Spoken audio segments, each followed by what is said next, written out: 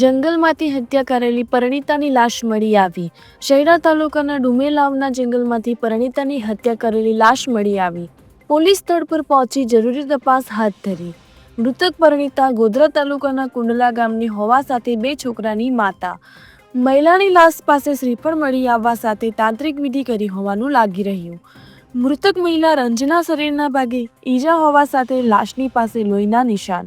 Police દ્વારા FSLની મદદ લેવાઈ. પોલીસ મૃતક રંજનના પતિ સહિત સાસરી પક્ષના અમુક લોકોની પૂછપરછ હાથ ધરી.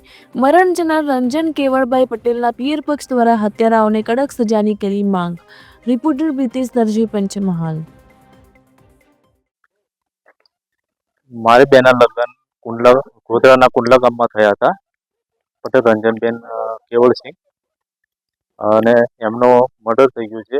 અને ડુમેલા જંગલના માંથી લાશ મળી છે, અને જેથી કરીને અમને